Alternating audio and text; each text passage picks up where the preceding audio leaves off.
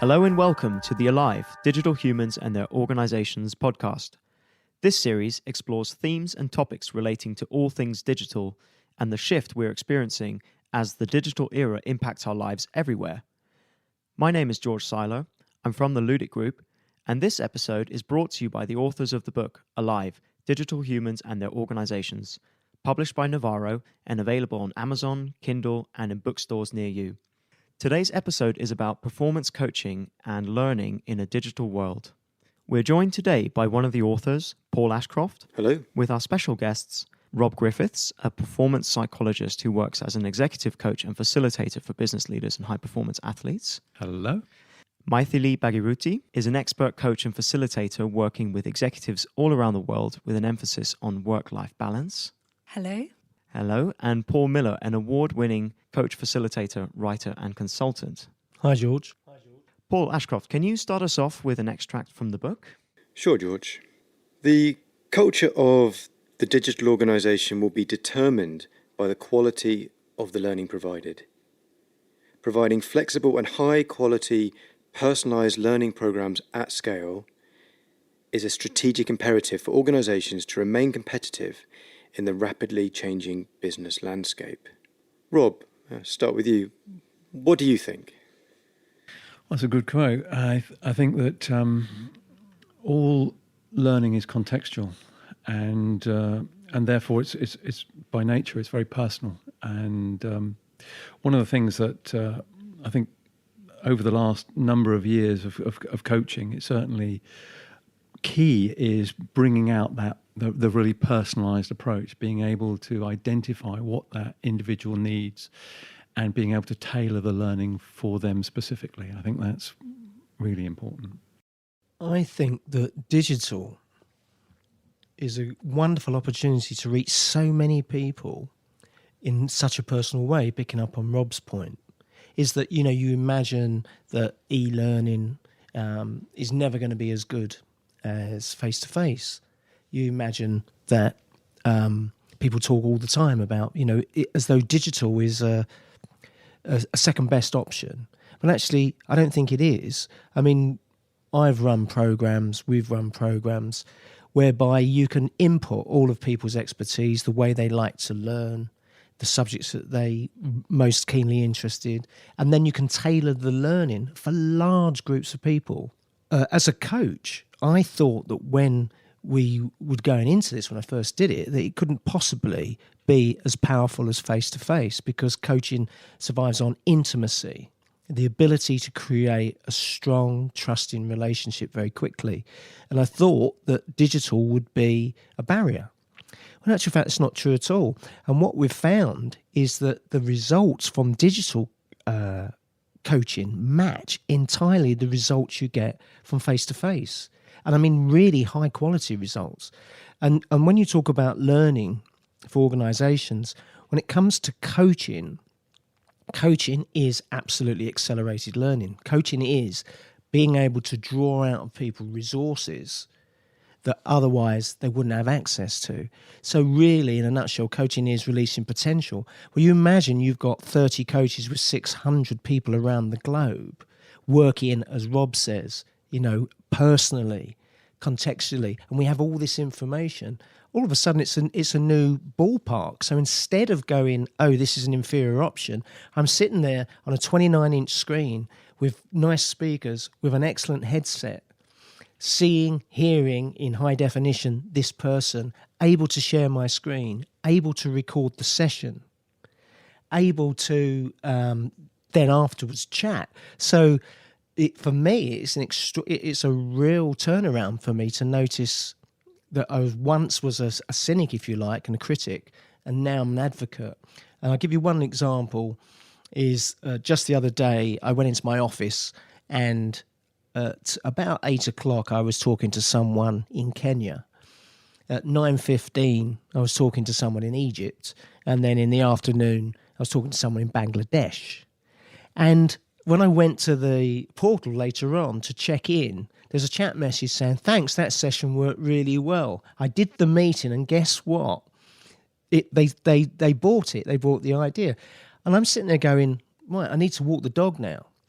Right. And I've kind of have this a level of intimacy that I just didn't think was possible, because I thought it would be, having to take second best. It would be a barrier. Yeah, I would second that opinion, Paul, that I've had the experience of, dropping my kids to school regularly, not having to put them in breakfast club.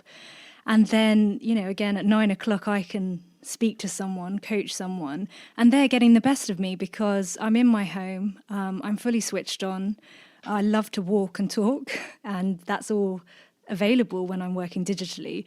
And I'm also surprised that in a very short space of time, meeting a complete stranger across the globe, we can experience that level of intimacy where someone really wants to transform and they want to use coaching to better themselves and have real impact at work, and they show up ready. And it's amazing how we can dive in to the coaching, because I've already been selected as a coach. I've been selected out of many other coaches from all different regions of the world as well.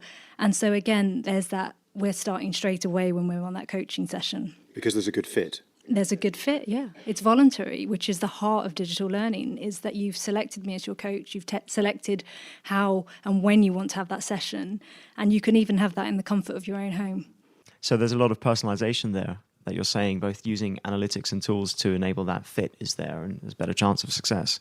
Yeah, I mean, it's quite surprising. I've even been surprised by the level of intimacy, because, I also have the same sort of session where I'm on a train for a couple of hours. I turn up for a 90-minute session with someone, and I don't really see a difference between taking a session digitally and speaking to someone. In fact, there's less distraction. There's much more focus on what is being said. There are more comfortable silences, interestingly enough, when there isn't someone in front of you that you have to look at. You can be entirely in your own world, your own experience, and the coach, as you know, really loves to get out of the way.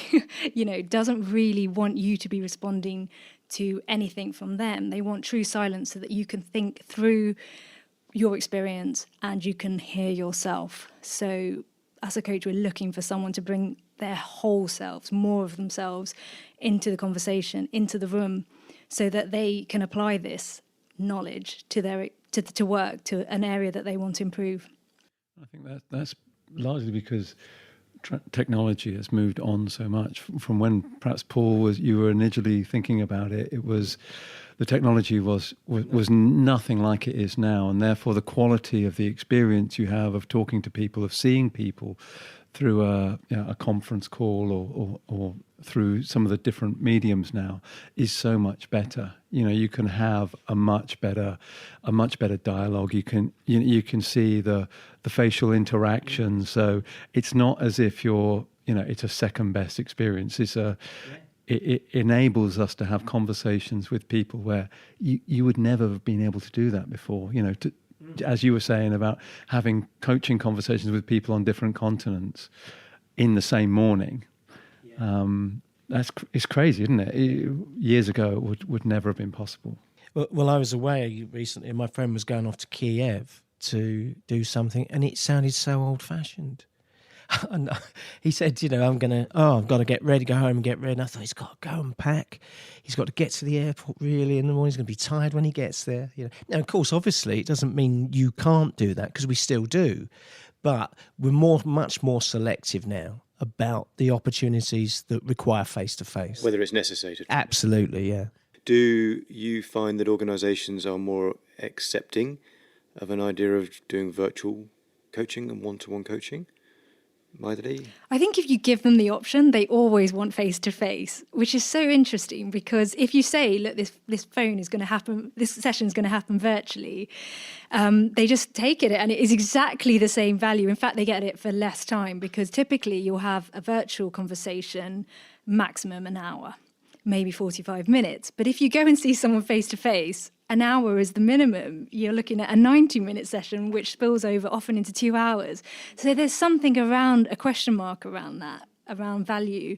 And I think that is the new paradigm shift. It's just experiencing a session, experiencing that level of intimacy, and then realising that this session is of equal value to a face-to-face. But if you give people the option, I think they'll always take the face-to-face. Do you find I'm intrigued about the blend between top tier sports and business performance as well? Are there any barriers in terms of using digital, or is it just as applicable? From a sports perspective, there are some barriers. They're minimised now by technology, absolutely. So I do quite a lot of online coaching with athletes, and the nature of the technology allows you to get such a level of feedback that certainly for individual athletes where you're working on a single sport perhaps, then you can get great levels of feedback, and even if you want to look at some of the technical aspects of how they're performing, now with video technology and the ability to slow things down so you can see it in fine detail. Sometimes I'll get a video file from an athlete, maybe a swimmer, and they'll have had this piece of video that they'll have taken or a coach will have taken, and they'll have sent it to me to have a look at. And of course, I can slow that down now to really slow speeds in order to have a look at their technique, and then we can just chat it through, over a video conference, and we can talk. And I could, of course, now with highlighting tools, I can arrow, I can highlight certain things so they can look at it and they can see exactly what's going on. Now, even better if you've got that technology and you're standing alongside the poolside with them, where they can do a rep, you can physically show them and look at it again. But the barriers that were there years ago, they're just not there anymore. And in many ways, as Paul was saying, Rob, it's perhaps better. So athletes, for one, are wearing digital devices that are giving an incredible amount of feedback and data about specific parts of their performance that I imagine allows you as a coach to be able to really zone in and help them. That's certainly true. There are a whole number of different software platforms that will enable you to download any amount of data, whether that's from power meters, accelerometers, heart rate monitors, Fitbits, all sorts of different amounts of technology. So you can get huge insights into how they're performing in particular ways, but also it allows you then to have those really helpful conversations and match up not only the data you're seeing, but also just get the feedback from how they feel about those sessions and how they feel about those performances. So you can get that balance really nicely. And you get that ownership for learning. So these are tools to raise your level of awareness. And once you've got that data, you need someone to talk through it. And that's where the coaching comes in. And that's where digital learning really needs to sort of constantly think about the human interface and actually how you can start demonstrating this knowledge, whether that be through talking it through with a coach, what does this data mean, to classroom learning and meeting people from around the world if you're a global company, and being able to practice that learning and deal with real life subjects. I think this feeds into your original question, which was a bigger question, not about personal learning, but about organisational learning. And the secret's not the technology. The technology is the enabler. It's the way in which you seek to use it. So the coaching is especially effective, which we're talking about, because it sits alongside other blended learning solutions. So you've got self-learning, you've got virtual classrooms, you've got a process whereby you're linking it back to the business via the line managers. You've got discussion groups, which once they start doing, once they kick off, this is now self-managing. So people have become engaged enough to post their own thoughts, their own points of discussion, and now they're finding their own resources. So we're kind of crowdsourcing all the best stuff, but and I think that's what's really important of all of this. And one of the secrets is this the human touch of the coach. And I think that's what I just picked up in what Mythily was saying, is that with all this technology around you, having this very intimate relationship with a coach assists learning massively. I guess it also connects peers and colleagues that maybe wouldn't have been able to have those kind of discussions, and, you know, uploading resources, as you were saying, and having those sort of different connecting points would never have been possible before. No, and look at the speed at which you can do something. You know, 600 people, I've mentioned that before, around the globe. And it's a transformational program as well as a learning program. Oh my goodness, you can get to all of those people simultaneously, and they're able to swap experiences. You know, they're thousands of miles apart, but you can find out what it's like in Azerbaijan as it is in Belgium. And then it becomes a model of success, doesn't it? Yeah. Because that's actually how you should be using technology, how you should be conducting business. You should be an agile worker. In fact, that's what we're talking to, the agile worker. And as a coach, now I feel that actually I'm living this. You're getting me at my optimal performance because you're providing me a way to work flexibly. And then I can also encourage that in the worker, because it absolutely works to be thinking, how best do I show up? That I can have a relationship with someone across the globe. If I can do that with a coach, if I can do that with my colleagues through this facilitated learning, can I do that with my client? Can I do that with my colleagues in another place? So it sounds wonderful. Personalised learning for all, right? Wouldn't it be wonderful if everybody could have a one-to-one coach and learn whenever they want? But learning utopia or not? What doesn't work? Where have you seen things just fall apart and not work? Oh no, it's absolutely fraught with difficulty. If you don't know what you're doing, then, you know, beware. So it's quite simple, I think, is that we're talking about digital reality. So the rules that apply face-to-face do not apply in a digital world. So therefore, we have new rules. So, for example, contracting around meetings, the care that you put into designing a session is so much more important virtually than it would be face-to-face, because you know full well that people can go off and make a cup of coffee or they're doing side work. So there's some very, very simple rules about how to behave in the virtual world, which make them different. So don't expect the same results. If you come to it with a kind of face-to-face attitude, well, you will stumble and fall. You need to be set up way before, well, at least 10 or 15 minutes before the call, because technology is notorious.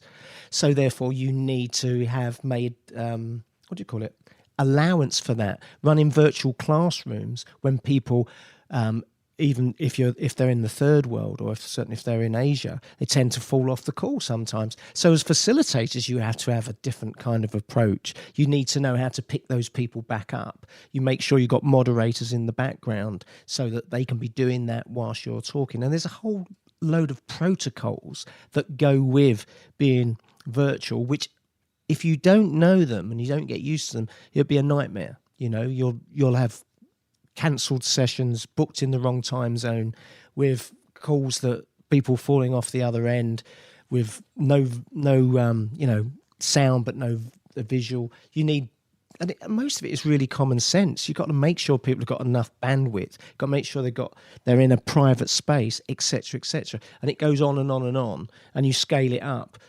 You know, by the time you're talking about doing, virtual events, well, it becomes even more critical, even more crucial.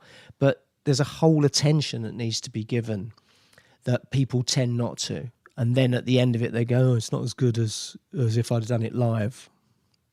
Because they hadn't put the right ingredients in place to make a success at the start. Yeah. And picking up on your point about how you design a session, the beauty about being face-to-face is you can see people's reactions immediately. You can respond in the moment. If they're not responding, if they're not talking or interacting, you notice that. You can pick that up straight away, and therefore you can ask them questions. You can encourage the conversation. So you've got to think about how you engage people in a virtual environment. You've got to be specific about the questions you ask. you've got to be very clear and allow more time for them to respond. It's very helpful if you can see people's face. So having the camera technology where you can actually see people, see what they're doing, and you've got to think about a design which will completely engage them and capture their imagination.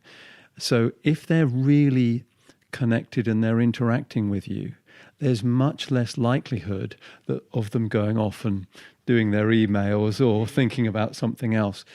If they're really engaged in the conversation and they know at any time you might ask them a question or they might be involved in a peer contribution, then they're much more likely to stay really engaged with what's going on. And I think that's right to the point of it, is that it's not just the fact that the platform's really, really smart. It's the fact that we're in the engagement game.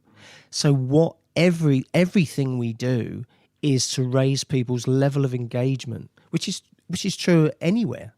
You can be in the classroom and people have fallen off to sleep. And the advantage of this is the feedback that can take place. So what you have is a platform that delivers the coach, delivers the facilitator, but then also will deliver the feedback. They'll tell you how many people were in those classrooms instantly. They'll also get feedback on the coach and the facilitator and give it to you immediately, which is great because as a coach and a trainer, you don't want to be going and putting people on the spot asking for that feedback. In fact, you know that the feedback is really valuable when it's given a few weeks after that person has had a chance to implement. Because otherwise it's just a happy score, a tick sheet. They might have liked you and that's why they've evaluated you highly. But the fact that they're turning up for their 4 sessions that they've been given, that they're making time for this, that they're actually going through and owning the learning, their self-learning modules, we can document that. We know people are engaging, and that's, again, so impactful about digital. Yeah, and accelerates the feedback cycles. It gets accelerated because you can pick that up and you can make changes very, very quickly. So you become quite agile in regards to that. I think the other element around engagement, which people often don't acknowledge, is the quality of the design. It's the quality of the thinking and the self-learning. So, for example, people will say sometimes, it doesn't go very deep, this, does it? And you kind of go, okay, so we've made a choice here. Most people in their working lives have only got 20 minutes to do this. What is the best use of that 20 minutes? How interactive should it be? Which model should it be versus the other model? How should it look in design terms? So these choices are really, really important. So the answer to that person is you have a higher degree of knowledge. So, hey, we can take this up in a coaching session if you like. We can't cater for everything, and also we'd encourage you to share your expertise with other people and make recommendations. Can I come back to your original question, because I think the one of the biggest barriers, or the biggest barrier as I see it, to people really engaging in this is the legacy, if you like, of old e-learning systems. Because when people first started to get into the e-learning situation, effectively what they were doing was they were putting what they did on face-to-face, so typically slide decks and PDF files and things like that, putting them into an e-learning environment where people would, click on it and maybe it would be behind some kind of in some sort of filing system or some sort of digital filing system, which was hard to access. And then they'd be looking up a PowerPoint slide, which, okay, when it was done face to face was quite meaningful, and people got it and they really understood it. When they're sitting back at their desk looking at this slide deck, it doesn't really mean anything to them. So I think there's a real legacy of what people think about when they think about digital learning, because I think that's in the back of their minds. And now it's a completely different experience. It's a much more immersive experience. And as you say, quite a blended experience. There can be lots of component parts to it. So I think that's a really massive issue to get over, because so many people have a view of that's what they're buying. And of course it's not. It's changed. And Rob, what are some of the practical points that you would encourage to coaches transitioning to this way of working and people constructing learning experiences generally, what are some of these practical things that people can start to think about doing? Well, I think it probably starts with some kind of education around what are we talking about now? How is it different? If people understand that that a digital learning experience can be equally as immersive as a face-to-face experience, particularly when you're bringing in different elements like adapting games and the interactive nature of being able to hive yourself off and going into a breakout group or a breakout room, which you can do in a digital format as easily as you can in a very, very seamlessly. So rather than getting people to shift and find the right room and get settled in the new room, you can just do it at the click of a button, right? And then they're off in their breakout zones. Absolutely. Yeah, and you can have moderators that help you put people into breakout rooms, and you have that resource because it is a 2-hour training program or facilitation that you can kind of have those resources, which that's a different experience with digital because you can show up for 2 hours. Yeah. Digitally, whereas if you were to physically go somewhere, you would never go to to a training event, and it would be 2 hours. You'd never invest in that travel. I'm interested in what it's like to be a digital coach. Coaches typically love being with other people, often physically with other people, love that stimulation, love that dialogue. To be restricted to being behind the screen, what's that like? How's that different? That's a good question. I think that's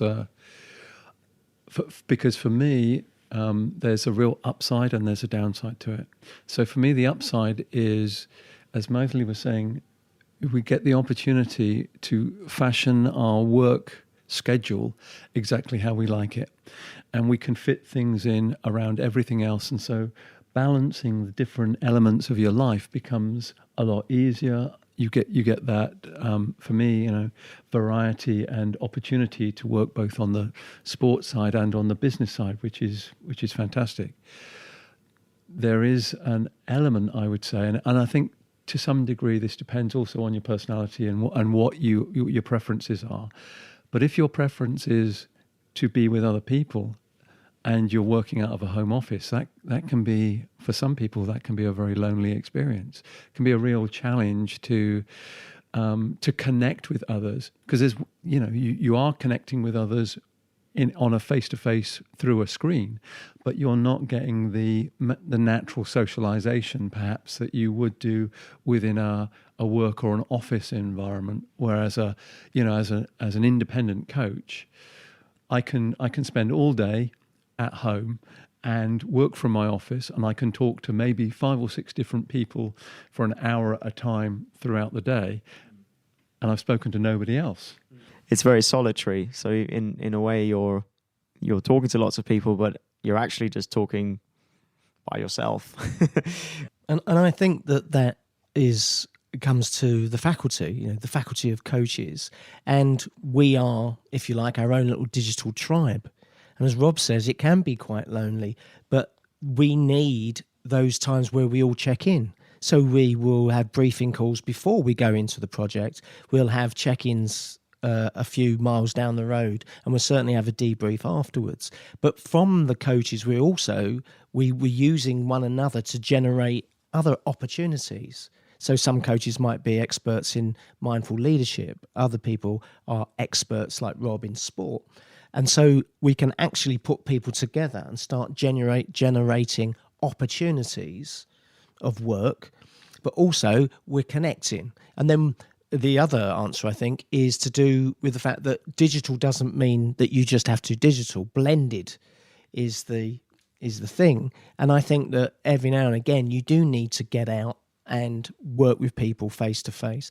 And I just want to make a distinction, because we said earlier on that we're getting intimacy and it sounds like we're getting fed, but it's very much in a coaching context. And what I heard Rob say was that it's the kind of more or less the social trimmings.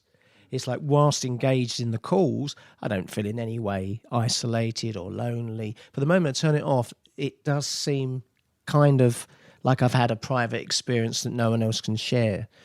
You know, you kind of go, well, that was kind of strange, wasn't it? I've just had this very intense experience with someone who's on the other side of the world. And then the next thing you know, because I'm at home, I hear my dog barking. And that's so true, though. It's kind of because coaching is a very intense experience. You know, you're listening intently to what somebody's saying and trying to interpret what they're not saying, and so it's a very focused period of time. So you can have 3, 4, 5 of these experiences during a day, and therefore, as you know, one of the things that I've always tried to do is to try to mix up, as you're saying, mix up the kind of experiences that I have, so I don't feel disconnected from colleagues and things like that, you know. And I think that's an interesting question. I mean, one, it goes to the heart of, you know, one of the struggles of being a digital coach, I suppose, but actually it goes to the heart of virtual working, because people in the future, or people right now, are going to need to know these skills. It starts off, in my experience, I mean, I've worked on my own for years and years and years, but I notice when I speak to people nearby who commute to London for business, is that it starts off, oh, great, I'm at home. You know, great, 1 day a week, well done. After 2 or 3 or 4 days a week, and all of the conventions of life not set up necessarily for you to do your work. So, for example, what do you do if your wife pulls up with the car full of shopping and she's lugging it all in on her own and you can see her doing it? Are you obliged to come down, or your conscience might say so? The other part of you says, well, as I say to them commonly, if I was in Canary Wharf in an office, I don't think you'd be asking me this, right? Which is my cruel way of trying to get them to realise that we need strict boundaries around their work. And I think that learning to deal with that will be one of the skill sets that we're going to need. These are coping strategies of digital working generally, aren't they? I mean, this isn't necessarily just about coaching, but these are sort of almost universal things that we need to learn about. What about looking at it from an organisational point of view? In the past, perhaps coaching is seen as something for the executives or the top leaders in an organisation. Is digital making coaching more accessible to more people in organisations? Intuitively, I would say yes. I don't have a massive amount of evidence for that. Certainly the organisations that I've worked with, I think that coaching has become more commodified over time, and that I think is helpful to some degree. It's enabled more organisations to put coaching programs in place, and certainly there is now a much greater sense of coaching happening within organisations, not only because they're employing external coaches, but also because they're developing internal coaches. There's quite a, for a number of years now, there's been large coaching programs going on within big corporate organisations where they're developing good internal networks of coaches looking after people. So typically I would say there is still, or certainly from my experience anyway, there is still a push for more senior executives to have external coaches, and the broader workforce to have internal coaches. A mentoring program, or yes, that type of thing. Yeah, I'd say that's it's a function of cost, isn't it? It's actually, coaching isn't cheap. So when you start sending it out to 3,000 employees, but I would say, in answer to your question, there's sometimes when coaching for people who are not senior is absolutely critical. And I'd say in a change program, when you're talking about the middle managers, who are the people that are probably going to make the difference between success and failure, because they're directly in touch and leading the people that are doing the work, then coaching with those people is a game changer. And that's the kind of programs that when I've mentioned programs, as I'm talking about. So you might have people who are not senior in the organisation, but they're very impactful in a specific instance. Could you talk a bit about the impact that coaching has on an individual? Could you, give us an example of how transformative something like this could be for someone? Say if there are people listening out there who've thought about having a coach but have never done it, what would you say to them? Well, I think the first thing that transforms you from coaching is you have a human being listening to you without any agenda apart from you and your performance and your well-being. That is incredibly transformative because nearly everyone you speak to, even at home, has an agenda with you. They want something from you. And your ability to be yourself, to think through the unthinkable, to really find out what you really want from work, from life, with a coach is, I think, the first bit of value you get from this conversation.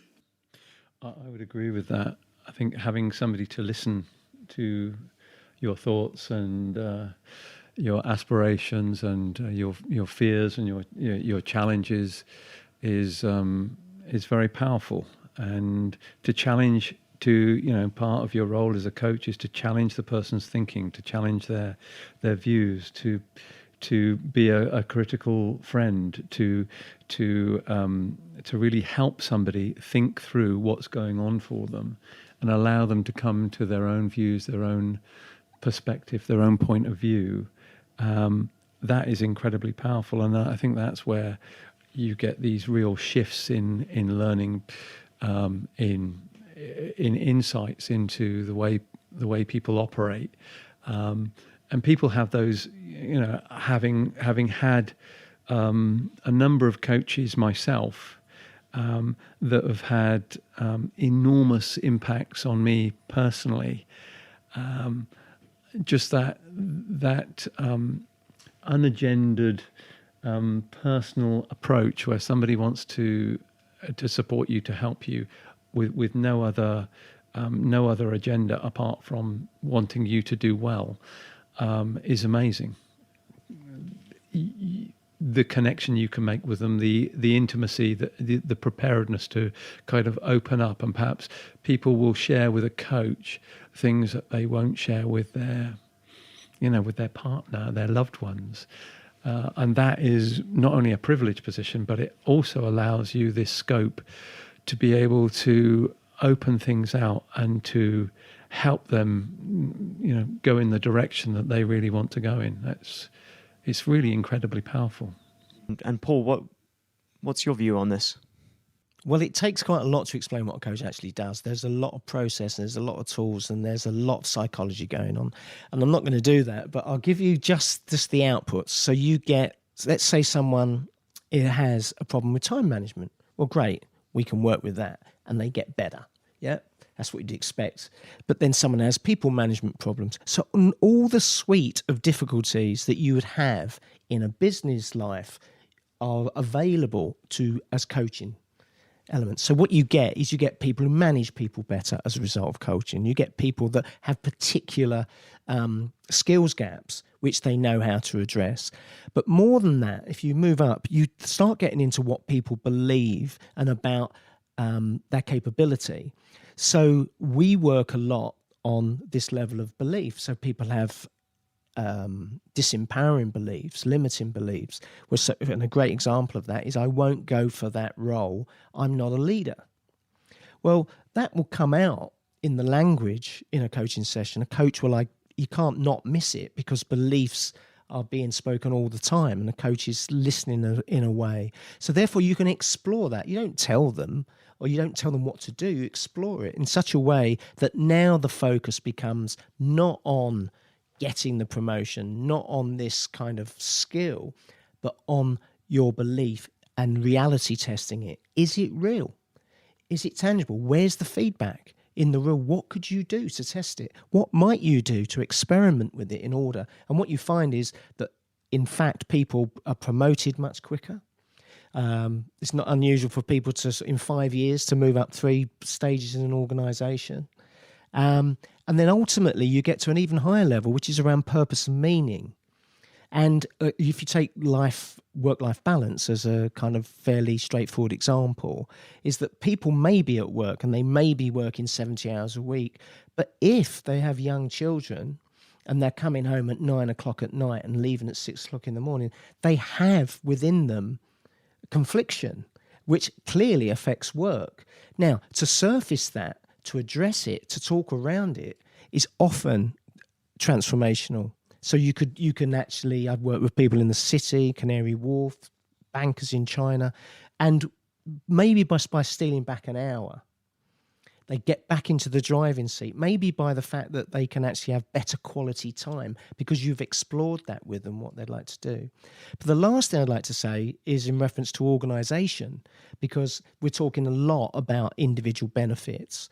And, of course, this all stacks up. A program I'm thinking of, which has been rolled out to thousands, is around the shift from being a service support faculty function to becoming a business partner. Now, this is a mindset shift. Now, within that, all the learning that we talked about, we can do the usual stuff. We can do stuff on emotional intelligence.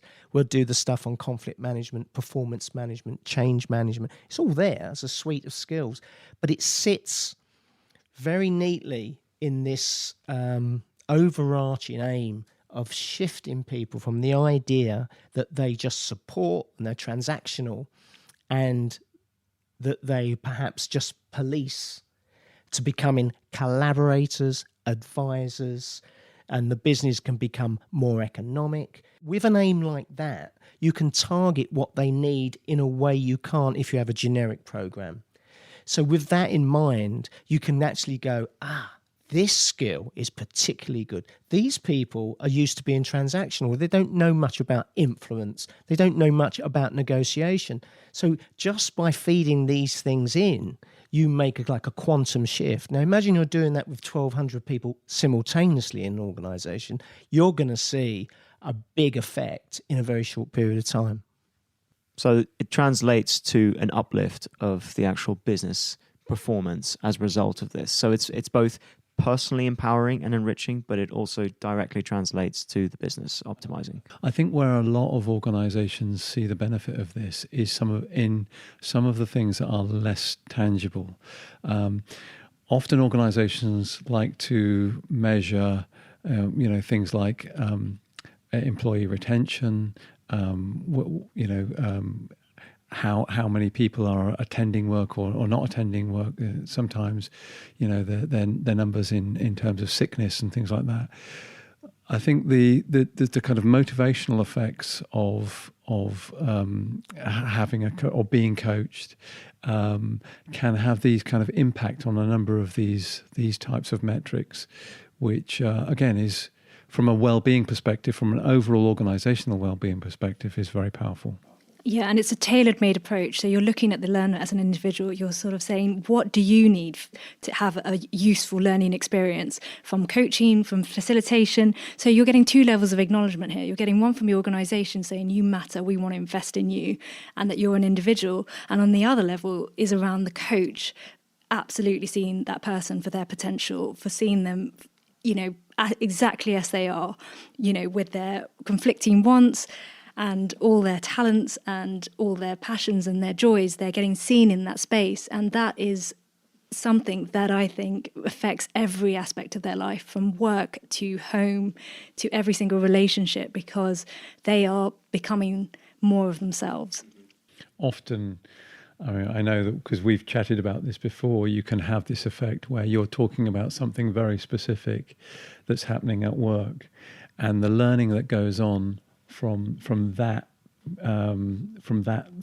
interaction then has that knock-on effect at home, particularly in terms of relationships and those kind of things, where something that's learned in one environment then connects to another environment, and that's why we see those kind of shifts and those kind of changes. And finally, we'd love to hear your closing thoughts on the discussion we've had today. And let's start with you, Mythily. So the difference of digital learning for me is, there's a quote that when the student is ready, the teacher will appear. And this platform allows the learner to select learning and own that learning. It makes most of their learning voluntary. And so when they come into that experience, they're ready and open, and they are going to own that learning going forward. That's great. I guess not a summary, but maybe a tip for organisations to how would they put this into effect? I'd say think very carefully about how you plan to design the sessions. If you're thinking about it like you would have previously thought about a face-to-face session, you need to think differently. You need to really take on the ability of a digital way of thinking in terms of the whole blended learning approach, and not to sort of trying to break it down into different components, but think about it as a whole in terms of what it can bring, all the different elements of it. Because then I think when you really commit to taking it on as a whole piece of learning, then you get much better results. And Paul? I think put aside any prejudice that you have around digital and the digital future, because you may find it's just not true. And by getting involved, we actually shape the quality and the outcomes for the future, rather than being on the sidelines, still thinking very much in a 20th century mindset. Thank you. And Paul Ashcroft? What I've been fascinated to hear is that we started the conversation talking about the personalisation of learning, and that even at scale, whether it's possible to personalise learning. And in a world of arguably much confusion, fake news, lots of change, lots of things to be worried about, and maybe many people feeling lost within an organisation, the ability to interact at a one-to-one level with someone that's actually interested in them and what they're trying to achieve is hugely powerful. And that using digital means that whether it's coaching or internal mentoring, it can be built into learning programs, and it can be done in a cost-effective way so that it scales up and becomes available to all, which I think is a fantastic development in the field of coaching. Brilliant. Thank you. So thank you very much to all of our guests today. You've been listening to a Ludic podcast, Alive, Digital Humans and Their Organizations. Thank you for joining us. Be sure to subscribe to the podcast series, and we look forward to hearing your thoughts and having you with us next time.